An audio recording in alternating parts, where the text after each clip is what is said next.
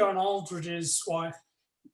I've not heard anything from John. No, Barry might have had something, but he's not mentioned it to me. So maybe it's worth asking him when he joins. She wasn't very well, was she? No, I don't think she was. Hello, Peter. Hi, John. Good afternoon. Afternoon. Hi, Patrick. Hi, Hello. Rodney. You receiving me okay? Yes. Right, I'll mute myself then. Hi, Rodney. Hi. Hi, John. Hi, Des. Oh. Pam not with you today, Rodney? Say again? Pam not with you today? No, she's. We just got back from Hampshire, which necessitated a departure at 7:30 this morning. So just to be in time. Oh, yes. Fantastic. I'll see you later. Okay. Afternoon, Moira. Afternoon. Good to see you.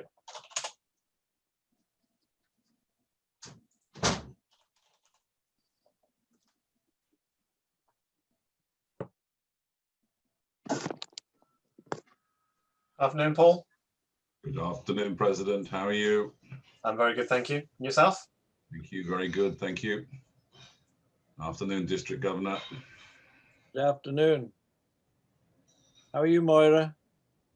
I'm okay, thanks. And you? I'm good, thank you. Yes. Good.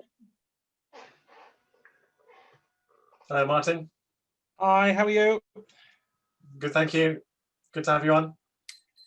Yeah, good to be here. So I'm running a bit late, but I got there. Not to worry. Hello, Brian. Good afternoon, everybody. Afternoon. Derek. Hi, Gordon. Hello, good afternoon. Good afternoon. Paul, with all the bad weather coming from the west, perhaps you could give us a warning in advance, the same way that Richard Power does about the virus. Well, it's not too bad at all today, Patrick. It's quite windy, right? but other than that, it's fine. Thank you. Hmm. I'm Right. getting used. Does I'm the getting virus used. come I'm from getting used to wind, Patrick, quite a lot at the moment. Yeah. Does the virus come from the west as well? Then I don't know. Well, according to President Trump, it comes from China. So. Well, of course. Well, you know, I mean, if that's what President Trump said, then you believe it, don't you? You know, you believe every word he says. But last night's rally I saw late on, and he said there that the virus will disappear completely on the 4th of November. Yeah. Because it's entirely concocted by anti-Trumpers and that you won't hear anything more about it. It will all disappear in 24 hours when the election results come through. It's a shame that he's also a scriptwriter for Boris Johnson on many occasions, isn't he? As well? Yeah. But Martin, no doubt you know all about that. What's the famous quote? You might say that I couldn't possibly comment. Yeah.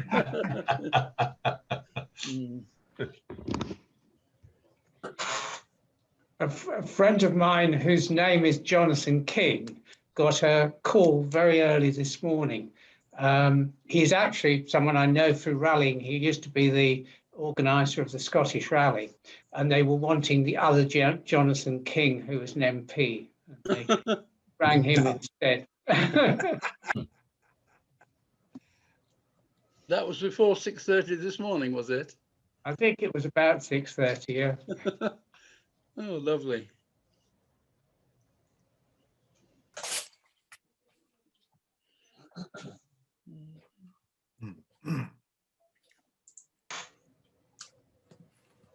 I have to say, I admire Peter's backdrop. That's fantastic. Do you have this as a pull-up or do you have that 24 hours a day in your sitting room? His house has been decorated like that all the way through, no doubt. Yeah. I had to do something with my time.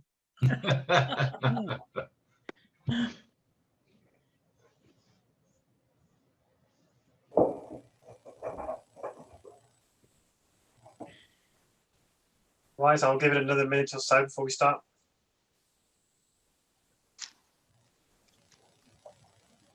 Derek, have we heard any more about June Aldridge?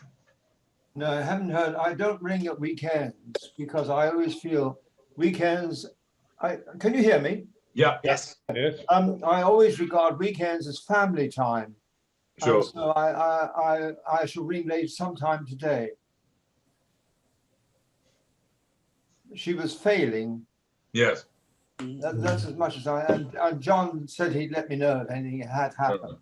Oh dear. And obviously you'll let us know when you hear any more, please. If you, Indeed, I will. Yes. thank you.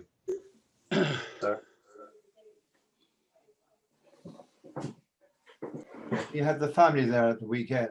Yeah.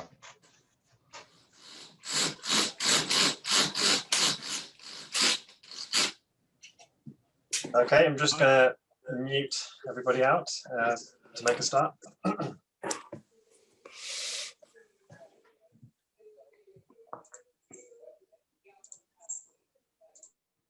Okay, I have muted everybody, and if you need to speak, you can unmute yourself, or if you want to speak to me privately, just drop a message on the chat thing on your right hand side of your screen. So welcome everybody to the meeting of the Leicester Rotary Club on the 26th of October 2020. And I'd just like to recognise a few guests we have with us today. So where's Brian? We had Brian. Oh, there we go, Brian. Could you tell me a bit more about yourself and where you've come from? You might just want to unmute yourself. Yes, good afternoon, everybody. My name is Brian Thomas, and I'm currently the president of Daventry Daintree Rotary Club. And I've just popped in for a visit today. And lovely to see you all. I apologise on behalf of the chair of our international committee, Bob Leeper, who was planning to join me as my virtual driver today, but he's been called because it's half term on grandad duties, so can't make it after all. So, but lovely to see you all. Great to have you with us. Okay, do we have any other guests or visiting Rotarians? No, okay. Do we have any greetings from other clubs? Peter? Yes, I bring the greetings to you, Parmdeep, from Rod Tyler, the current president of Grantham. He wishes you all the best for the year and hopes everything is going well. That's much appreciated. Thank you. Okay, do we have any? Barry's not joining us today, so we're going to skip the secretary's notices. Anything from any committee chairman to report? There's Nick with us. Nick, do you want to mention, or you just want to maybe unmute yourself? You'll need to unmute yourself from the bottom of the. Yeah. There we go. Do you perhaps want to mention anything about the membership, the discussion we've had today? Right. Okay. Just to sort of lift the corner, really. About a couple of weeks ago, I produced a draft document that I was working on as to what we should be doing for membership and how we should be going about it. I presented it to council last Monday, and sorry about that. It's okay. You can take it if you like. I can't stop it. Sorry. Hello? Right, they've gone anyway. Probably spam phone call anyway. Okay, so was looking at various things that we could or perhaps should be doing, and I presented it to council last Monday as a draft, and the long and the short of it was that we decided that we would put together a working group to follow up on it. Had a meeting this morning of that working group, and inevitably we got through about a third of the business that I had in mind. But it was a very useful meeting to try and take what I'd written and put a bit more varied involvement into it. At the moment, we are. I don't think now is the right time to go through all the detail of it, so I'm not going to bother.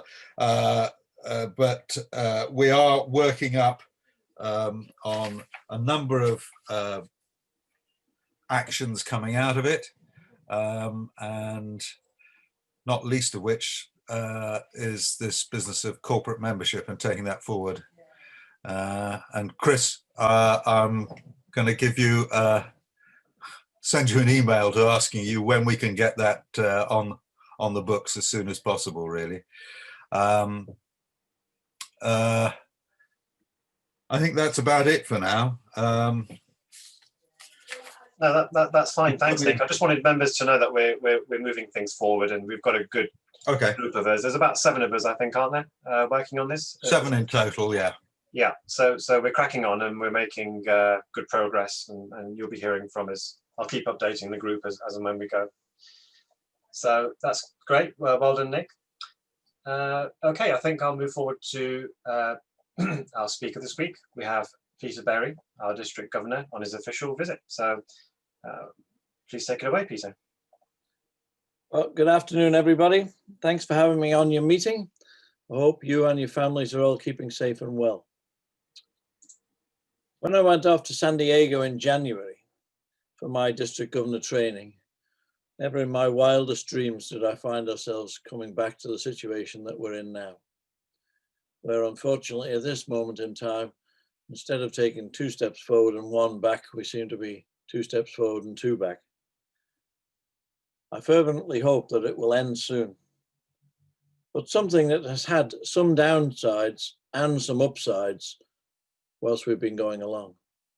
The downsides have obviously been the fact that we can't meet in person. We miss the fellowship and the companionship that Rotary brings. But the upsides are that we've dragged Rotary 10 years further forward than it ever would have been by continually doing what we're doing now, meeting on Zoom. The ability to meet in space, to bring anybody in from all over the world to talk to you and to meet other clubs without moving from the comfort of your own home is fantastic. It's also helped me to achieve one of my aims and district aims to reduce the amount of meetings that we go to. Something that you'll find in the strategic plan that's available on the district website. More about that later. Back to San Diego. We were first introduced to Holger Knack and his theme for the year, Rotary Opens Opportunities. Holger may be the first president in history never to travel to meet anybody. The downside of that being he's stuck in Germany. The upside being that he's met more Rotarians in a short space of time than he ever would have done physically. His messages were very clear and strong in San Diego. We need to grow Rotary, something that you've just spoken about. We need to encompass Rotaract and Interact. We need to support our charity. We need to have strategy and continuity, and we need to look at the environment.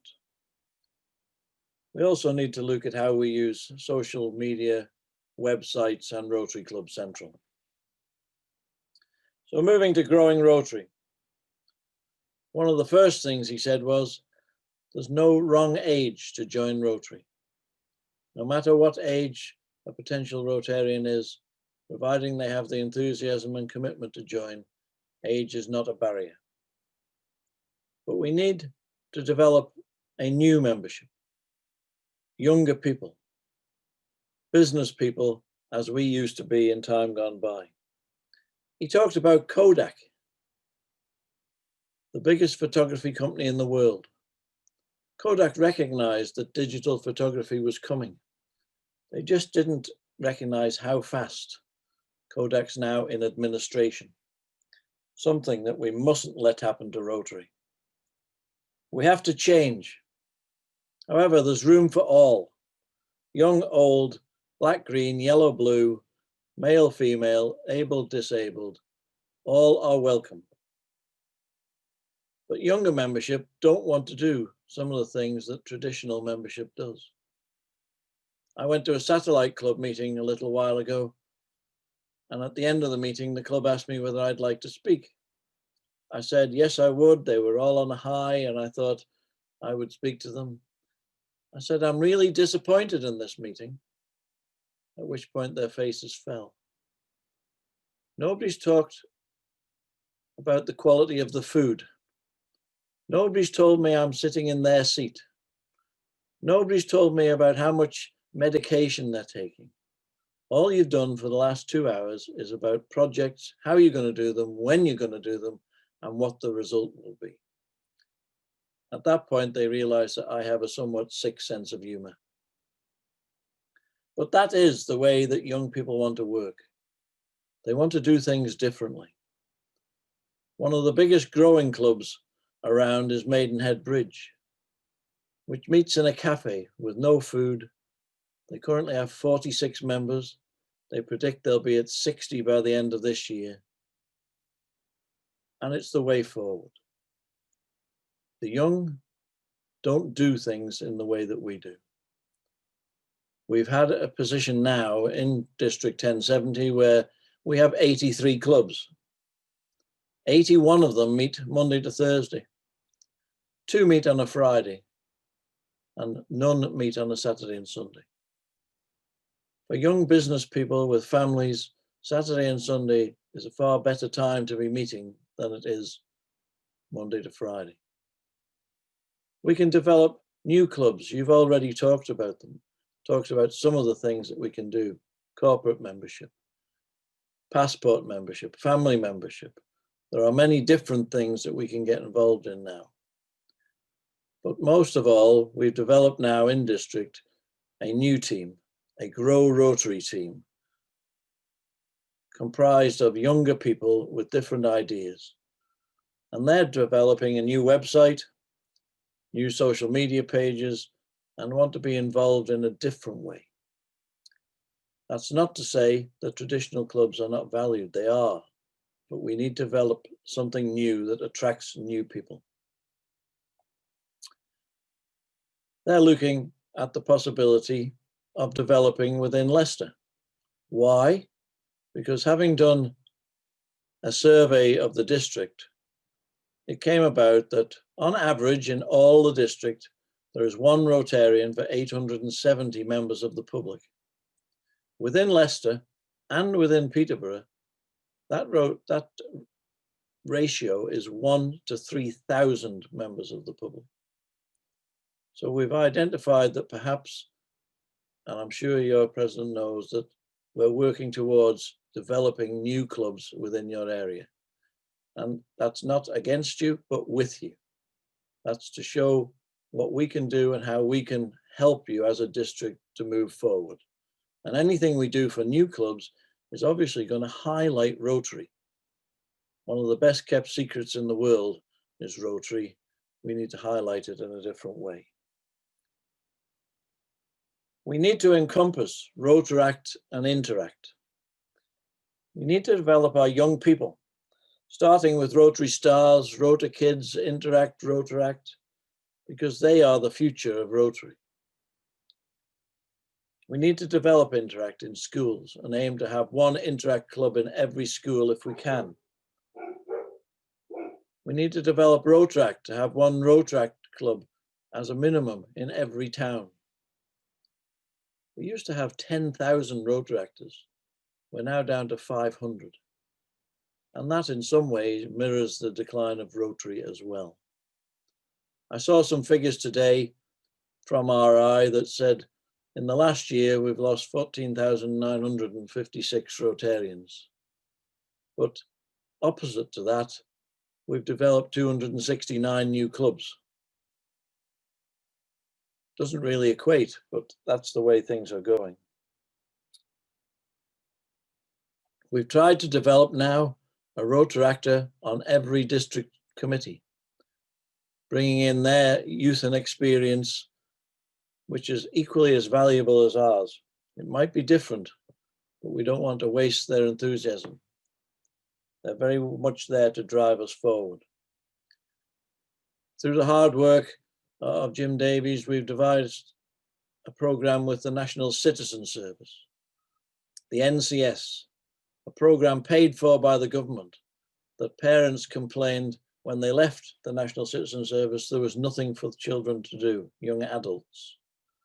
We've developed that and we have a 50-50 partnership with them. Pandemic has slowed it down a little to what maybe we should be doing, but we're still working with them. I worked alongside some NCS volunteers at Ambergate School on a sensory garden, where there was 12 young people there, and out of the 12, 8 expressed an interest in joining Rotaract. Something that we really need to develop. I talked about supporting our charity. Why do I talk about our charity? Because there's a great deal of people in the world that don't understand what the word foundation means. Foundation, our charity. We are regular contributors and collectors for other charities. We need to support our own. We never find another charity out there that actually raises money for Rotary. My wife jokingly said to me the other day, there's an advert on the telly for a charity, they're raising money. In the bottom left-hand corner, it says 42% of monies raised goes to charity. Where did the other 58% go? 35 years ago, we promised the children of the world we would eradicate polio. Since then, we've spent millions and millions of pounds in doing so, trying to eradicate only the second disease ever. Unfortunately, our current immunization program has had to stop because of the pandemic. But fortunately, Africa has been declared polio-free. What a great success for us. But we still have 2 countries to look at, Pakistan and Afghanistan. Hopefully their immunization programs will start again shortly. What we need to consider is that polio is only a plane ride away. Anybody with polio could have come to Britain and we could have it once again. We need to eradicate this awful disease. Whilst COVID has been on, our polio team has been reduced in what they've been able to do. But our 7 research centres have been working alongside others to work in the COVID environment, looking for a vaccine. So we've still been very, very active in what we do. This year, as District Governor, I have 2 charities. One is polio, because I believe in it very, very strongly. And the second is Cancer Research UK, because my own daughter has cancer and I would really like to see a cure for it. I hope you're able to support these 2 aims. Once again, Bill Gates has said to us, if you give us $50 million, I'll treble it by giving you $100 million. And that means for our aims, every pound we give is worth 3. We mustn't waste this. Holger talked about strategy. He described the need for every club to have 1 strategy meeting a year, just to look at where you are now and where you want to be in the future in 5 years' time. District has done that very strongly. We have a 5-year plan that's available for everybody to look at, and we also have a 5-year continuity team. So the 5 district governors, past District Governor Rodney, myself, and the 3 incoming district governors all work together to ensure that we're doing the same things year on year so that we don't jump from one thing to another. With regards to the environment, even before the pandemic hit us, it was obvious that we, the current residents of planet Earth, had to do something to protect future generations. We've become a throwaway society. And for some people, that means dropping their fish and chip wrappers as they walk along the street, throwing things out of their cars because some kind Rotarian or other will come and pick them up. Who would have thought that it was cheaper to buy a new printer than it was to put ink in the current one that you have? That's the way we are now, a throwaway society. My personal aim was to try and reduce the amount of meetings that we attended. And conversely, I've done exactly the opposite. I've moved district council from 3 meetings a year to 4. Why, you may ask? Well, we're now coming to the time of the year, global warming allowing, that would say November, December, January, February is the cold, dark winter months where it's wet, cold, we don't want to go out. So those 2 meetings will be on Zoom, allowing everybody to come from the comfort of their own home. The other 2 meetings will be a mixture of both. So you can come to the meeting if you want to, or you can attend via Zoom. And hopefully that will give everybody the best of things. I was asked the other day, was I not being hypocritical about the environment? I asked, why is that? Well, you want to take 500 people to Wales for a conference. That's 200 or 300 cars driving there, the associated environmental impact. I said, that's absolutely true. But when we're in Wales, we'll be planting trees to offset our carbon footprint. We'll be working with the local Rotary clubs to help on a project that they're doing.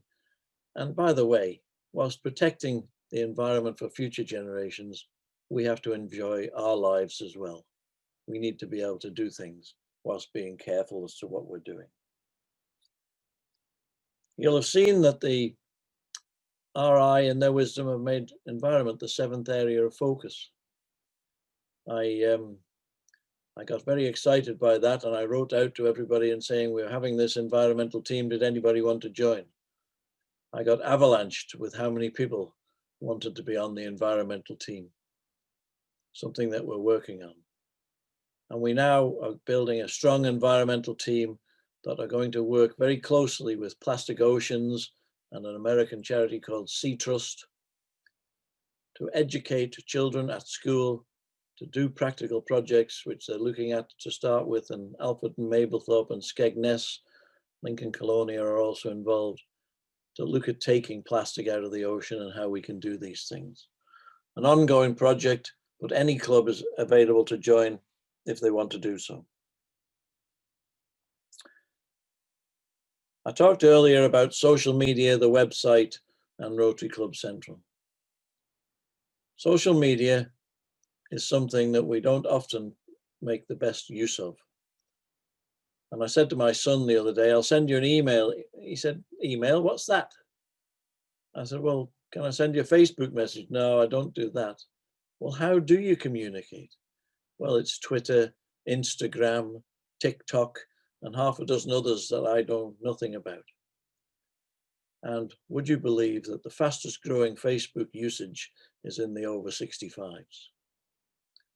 So we've hired a social media company, and every day, Monday to Friday, they put out a piece on both Instagram and on Facebook. And in the first month of doing that, we had 16,000 hits on the Facebook page, and it's been growing steadily over time. It relies on people sharing and liking the page to see how we grow, because those are the ways forward. Your website, our website, the district website is currently being redeveloped, but we need to make these websites active. They need to show us as being the people of action that we are. The trips to the food bank, the things that we do, all of the environmental things that we do. What we don't particularly want to see is pictures of, in old times, men in suits handing over a check. People don't want to know that. They want to know how we got there, where we're going to be, and what we're doing to raise the money. So we need to have things that are action. When you're putting things on Facebook or your website, have them looking at where you were raising the money and what you were doing. And moving lastly to Rotary Club Central. Rotary Club Central is a conduit. It's a conduit between me and my assistant governors, where they're able to tell me things about your club and I'm able to reply and look at the things that we're doing. It's the place where I can look to see what projects you're doing for the year and how you're doing them, to enable me to be able to talk better to you. But more than anything else, Rotary Club Central is a very, very good marketing tool. It's something you can sit down with a new entrant and say, this is how we've raised our money. This is the amount of volunteer hours we've given to this cause. This is the result, and these are the projects.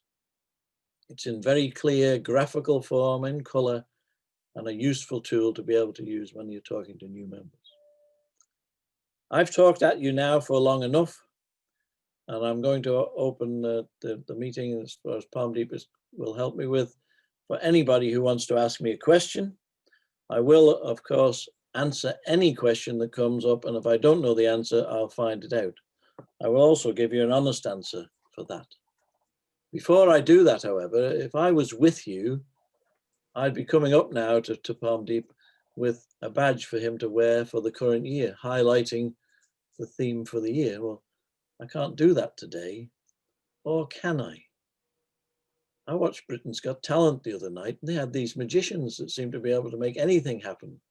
So I wondered today, if I've got these badges, which I hope you can see, and I pushed them up onto technology and pushed them down the telephone line, would Parmdeep get them? And oh my word, it's worked. The magic of technology. Okay. How do we get that? So with that in mind, happy to answer any question you want. If you'd like to ask a question, please unmute yourself and go ahead. Just before we get the first question, Peter, you mentioned Bill Gates offering a 2-to-1 matching grant, I suppose. What is that specifically for? Is it just to do with polio eradication or something else? No, it's mainly to do, well, it's 100% to do with polio eradication, because he's on the world that wants to get rid of polio. So it is $50 million for us to raise, and he will give us $100 million to match it. Okay, all right, thank you. Do we have any questions? Yes, yes, Paul, please unmute yourself, and then we'll take Tony. Peter, thank you for your presentation. You talked about increasing membership by increasing clubs, which I've always found anathema in terms of why. Surely the focus should be on increasing membership of clubs as opposed to increasing numbers of clubs. Because if you look at Leicester, the number of clubs that are in Leicester at the moment with very small membership, surely the focus should be on increasing the membership of those individual clubs rather than forming new clubs. You're absolutely right, Paul. Nice to see you today. I'll use East Ello as an example. East Ello was a long time serving Rotary Club. It handed in its charter at the end of last year. The youngest member in East Ello was 82. The oldest, recently died, was 102. Who wants to join a club where the average age is 90 and when you're in your 40s, 50s or 60s? With the very best of intentions, when we invite new members, we're generally talking to people that we know and they're of the same age. We need to grow Rotary in a different way. We need to attract new people whilst maintaining all of the beautiful things that our traditional clubs do, the very strong clubs that do the things. But we need somehow to develop a project that will bring in a different potential of Rotarian, people that will be there for much, much longer and be around when we're all gone. And yes, we want to increase the numbers in new clubs, but mostly we're seeing growth in new clubs because they're not fettered with the same things that we are. They open a new club with a blank sheet of paper to run the club as they see fit, as long as they're meeting with the Rotary, various rules and regulations. There are many things in traditional Rotary that I dislike. One of them being, for example, in my own club where somebody's away for 6 weeks, why haven't they applied for leave of absence? We're volunteers. If you're going away on holiday, you simply have the respect to be able to say, I won't be here for the next few weeks, I'm on holiday. We shouldn't have people asking for permission to do these things. We should be welcoming them with open arms when they do come back, rather than, you know, my old mother, God bless her, used to answer the door and say, huh, so you've remembered where I live. You know, not exactly the welcome that brings people back again. You know, we need to do things in a different way whilst growing. And I think the work that we're going to be doing on establishing new clubs will also be beneficial to the traditional clubs, because it will open up an area that says, oh, we've got other clubs to look at. In Grantham, for example, we had 2 clubs, and we went to open a 3rd club, which met in the morning, which meant we'd have a morning, a lunchtime, and an evening club. The hoo-ha when we suggested opening a morning club from the 2 existing clubs was phenomenal. Now we have more Rotarians in Grantham than we ever had, and they're split between 3 clubs. Am I personally happy with that? No, because we still have nobody that meets at the weekend. We still don't have a Rotaract club, so we have a lot of work to do. But our numbers have increased. And I've always been along the lines of, we're recruiting people for Rotary, not for a club, for Rotary. Which club they join matters not. And I know, Paul, that, you know, at some stage in the future, you perhaps will be moving clubs, and, you know, I hope that you have equally as good a time in a new club as you've had in Leicester. Mm. Well, I'm talking to you from Crosby at the moment, just on the side of the coast. Well, you haven't developed the Liverpool Scouse accent yet, then? Not yet, but I'm working on it. I hope that answers your question as much as I can. Thank you. It does. Thank you, Paul. Tony, did you have a question? Yeah, actually, along the same lines as Paul. Actually, Paul and I have spoken about this many times, but I tell you put out new clubs, but I'm concerned about old clubs that are going to the wall. And I mean, 2 I know we're struggling, and I don't know what the current is, but Oadby and Hinckley, who both met Monday lunchtimes, they were down to about 11 and 15. I mean, I don't know whether that's still the case, struggling to get president. You know, we're their mother club. I just wonder whether there's any room for associate members, because if they fold, you know, are they going to join other clubs? If they were entitled to come to our meetings as an associate member on a Monday lunchtime, all right, they've got to come. Oadby's no issue. Hinckley's a bit further, and there are other clubs in the county. Have you thought about giving associate membership just to protect clubs that otherwise, if they just go to the wall, everybody's getting disillusioned in them, all getting old together? I just wonder if you then have I know it's less clubs eventually if they fold, but at least they've got somewhere to go. No, I understand exactly what you're talking about, and I've had many conversations about Oadby and Hinckley and other clubs as to how we can help them to develop, how we can move on. One club last year decided that they weren't available to go forward, and so they moved to be a satellite club of another club. They still meet on a separate day, but they are a satellite of another club now, rather than being a club of their own. We're developing different types of membership. We've already talked about one, which is corporate membership. You know, I have a corporate member in Grantham. I went to somebody and said, I've got a corporate member for the club. They said, we don't do corporate membership. I said, well, RI approves it as a form of membership. Well, we don't do it. I said, well, I'd like to bring it up at council. So it duly came up at council, and the secretary said, yes, I can see that people are interested in it. We'll put it on the agenda for next month. And the council said, no, we'll talk about it now. And the corporate member has now joined us. Who was he? The Chief Executive Officer of South Kesteven District Council, which meant that now we have a corporate member who has brought 3 associate members with him, all who are in their 40s, as against our average age of over 70. We get access to the council as to what's going on. They get access to the community. Another form of corporate membership that you can look at, particularly around, is car dealers and other companies. Look at getting the manager as a member and bringing in some of the younger staff that's there. I've talked to newspapers where we've invited the editor to be a member and bring others in. And what I've said to the editor of the paper, for example, is, well, I'm sorry, this is old-fashioned terms, but you used to have cub reporters and young reporters.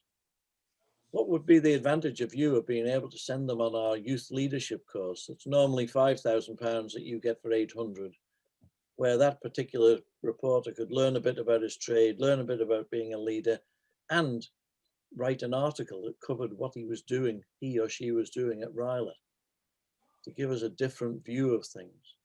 And we've got to try things. Every time we say, can you do this? And we get a no, we're one step closer to getting a yes. We have one club that's developing family membership, where one of the members pays a subscription, but it entitles their partner to come as well, because younger people with children can't always come out. So you get that.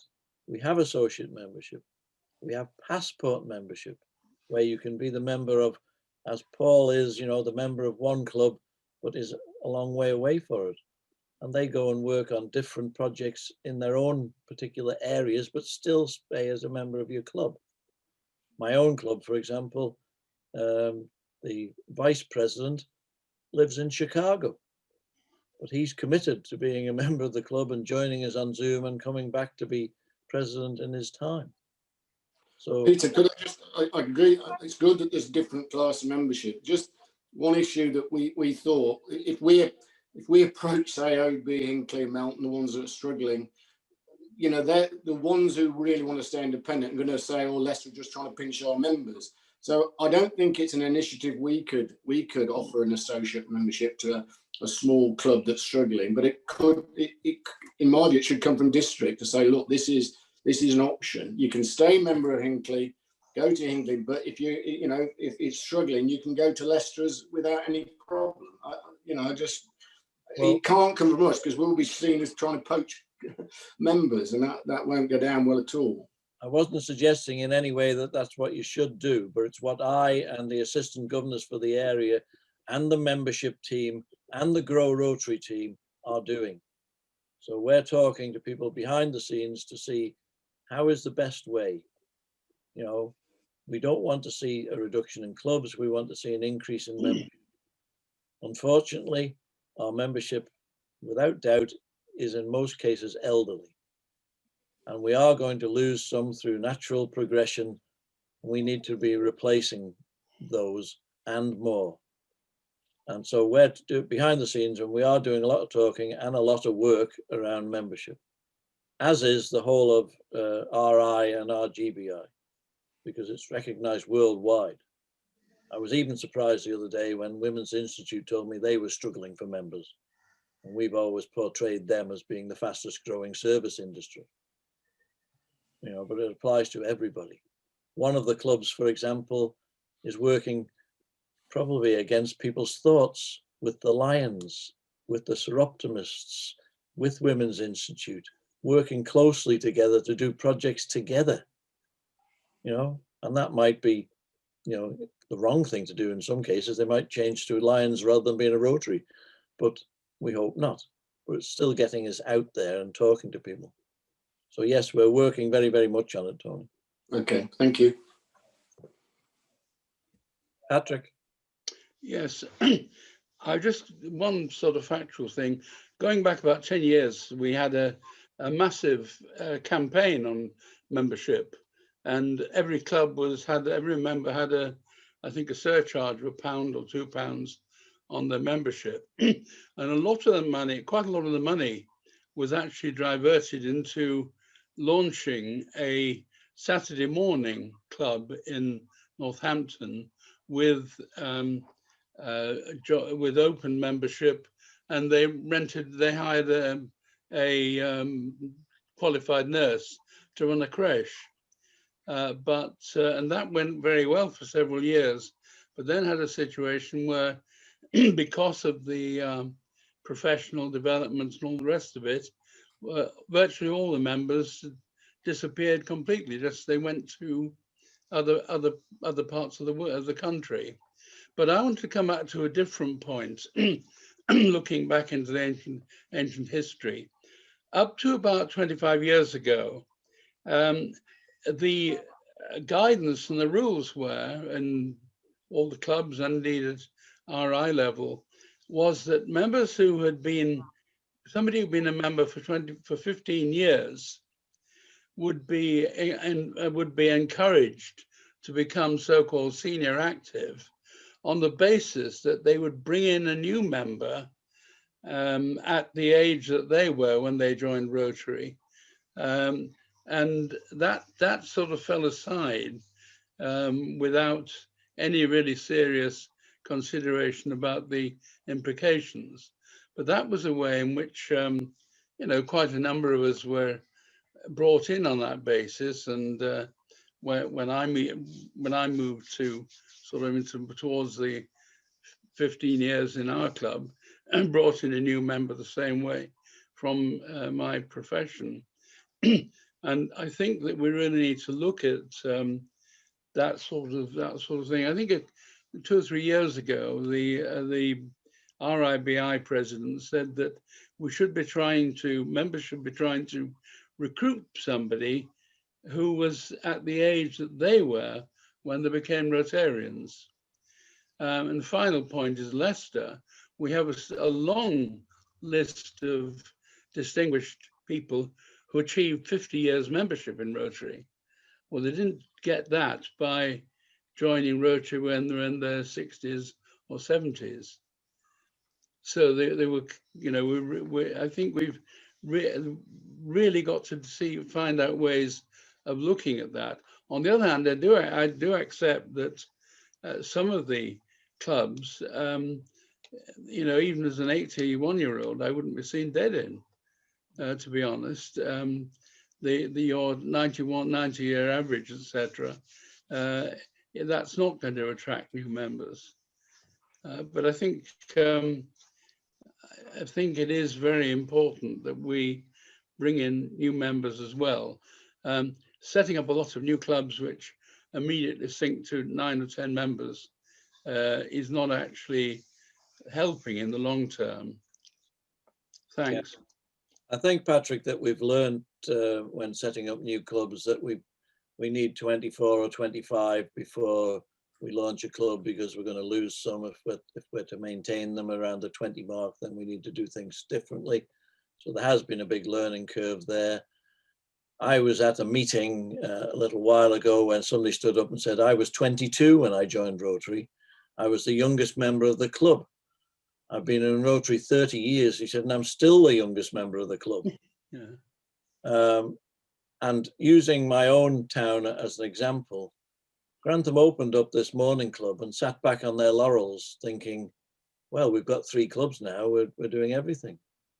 Somebody else up the road in a village called Long Bennington, which is only 4 miles from Grantham, said, oh, we could do with a Rotary club in Long Bennington. They advertised using a different district to ours, not even using 1070, using 1220 as a district. And within a short space of time, they've opened up a brand new club with 24 members in.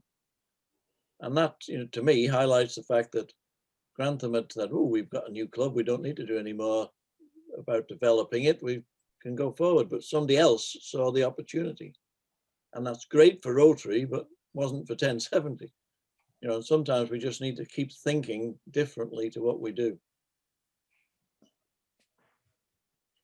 Thank you, Peter. We can take one final question from Nick. Peter, thanks for your talk. You will have understood, I think, from my rather disconnected ramblings earlier on when Parmdeep took me by surprise and wanted me to say something about what we were doing on membership. One of the things that has come through to me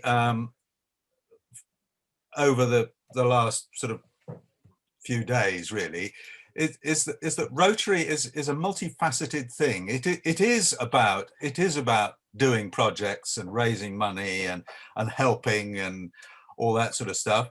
It's also about friendship. It's also about opportunities for people to learn, and to learn through perhaps the word that was used this morning was mentoring. And I don't think we should sell ourselves short in this club or any other club where we've got some fairly senior members. Well, we're mostly senior members, to be honest, because I think one thing that we can sell is the fact that there are an awful lot of eminent, perhaps, certainly knowledgeable people who have had fascinating careers within our organization here. And it is an opportunity for younger people to actually talk to and learn from the experiences of those people. So I'm hopeful that we can actually, in this club, through the various things that we've got in mind, grow it at the younger end. I may be completely mistaken in that, but I certainly wouldn't say that, you know, we should be looking at ditching all the older clubs and developing new ones full of young people.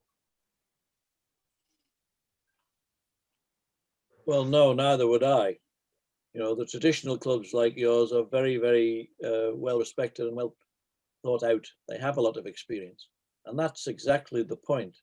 And one of the things that I've seen is that, you know, not your club, not any club, but just in general, we bring new members in and then we don't mentor them. You know, I sat in a meeting the other day with somebody who had been a member 2 years and didn't even know what the international committee did. You know, they haven't been in some ways trained into what Rotary is. They need mentors, they need people that they can talk to, and there's nothing better for young people than to be able to put on their CV that they've worked with Rotary, because it's a big thing these days for jobs and everything else, because Rotary is highly respected in what they do. And nobody is ever suggesting that the clubs that we have, you know, need throwing away, because they don't. They're the backbone of what we do. But we just need to think somewhat outside of the box as to how we get the new members and what we do with them. And that has shown up very, very much in Zoom. You know, we have clubs now, quite honestly, that don't do Zoom. Well, we can't do that. But they Zoom with their families. You know, there are clubs who do different things. We've had gin tastings, we've had wine tastings, we've had murder mysteries, we've had limerick competitions, we've had people coming in from all over the world. You can be as inventive as you want in this environment to bring people in and make them better. And in some ways, we've had more people inducted on Zoom recently than we have, you know, in previous years physically, because they see the benefits of doing so. So I would like to think that our Grow Rotary team is working very, very closely with you as club membership lead and your team for the benefit of both. Because, you know, having been at your 100th birthday not that long ago, and having, I don't know whether you saw it on Facebook, I put the memory up on Facebook only a couple of days ago. You know, I'd love to be able to say that your club would have 100 members on their birthday in years to come. You know, some people think that's far too many in a club, but the more people you've got, the more productive they can be, and the less falls on everybody to do things. So, you know, we're there. You know, we talked about ways of attracting people. We're now looking at project-based clubs, people that perhaps only want to look at the environment, only want to do things. Well, that's fine. If that's what they want to do and they want to form a project-based club, that's great. We have the Rotary Community Corps, where people are not Rotarians. They're just people that come in and help to do projects headed up by a Rotarian. But lots of people don't know about those things that are out there. And I know you said time was coming close. So what I want to say, Parmdeep, is that the one thing that I really, really miss about Rotary is the fellowship and the companionship and the ability to have a laugh and a joke with people and to enjoy the meeting. And the one promise I will make to you is that if the circumstances change and I have time, I would love to meet you again in your normal meeting place. And if you want me at anything, no matter what, I'll be there if I've got the time to do it. I've recently been out riding a cycle in the Deepings where they raise money at Tesco and raise £500. Everybody socially distanced on the Rotarian side of things. It was a little different when you went into Tesco's. It was like a bun fight, but that's it. You know, Peterborough Ortons have just run a virtual pigeon race where they've raised £1,165 by getting people to sponsor a pigeon and then utilizing a past race as the winners. So there are things out there to do. I would also encourage you, and you in Leicester do a lot of it anyways, but you need to use things where you get free money. And what I mean by free money is where you register for things like Amazon Smile, and if you buy something on then 0.5% comes to you as the club. Easy fundraising, recycle for charities are just a few of the things that you can get involved in that brings you free money towards what you're doing without you having to do a lot for it. But that, you know, I'm sure you've had enough of me by now. Thanks, Barry. Peter, that's been very helpful. We're just running up to the end of the meeting, so just before we go, I'm going to ask Richard if he would like to update us. I know members do like to hear from Richard about the COVID state of play. Yeah, hi everyone. So I've slightly rampant dogs in the background. No, I was actually working this morning, so I'm very up to date with what's going on. There has been a rise of patients in hospital across all ages, but it's about no more than about 20 or 30% of what it was back in April, and the number of people seriously ill is relatively stable, and the patients actually dying over the last week is roughly in line with the seasonal average, remembering that the commonest, or one of the commonest causes of death this time of year is upper respiratory infections of whatever type, and COVID is obviously one of them. So I think yeah, there has been a slight increase, but I wouldn't say that we're anything like approaching what it was earlier in the year.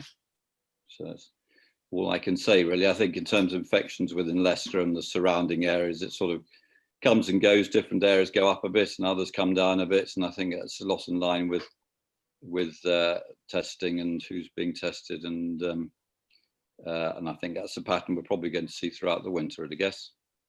Okay, thank you, Richard. Next week we're going to have Moira Penny, the district safeguarding officer, talking to us about safeguarding in current times. Look out for an email from Tara Pankenya. If Tara wants to mention anything about the curry night you're organising now, you're welcome to. Or do you want to mention anything? Do you want to unmute yourself quickly and just make a mention about that? Yes, I still need to get to Chef and Spice on Hinkley Road and talk to the owner if they are doing it because of this COVID. Okay, so when you know, then and it's all safe to do so, we'll send out an email to everybody. Yes. Okay, thank you. Everybody could just unmute yourselves as we say goodbye. So it's great to have you all on, and thanks again, Peter. It's been great to have you with us today. There are no meetings after lunch, and I look forward to seeing you all next week. So goodbye, take care. Congratulations, Peter. Thank Good presentation.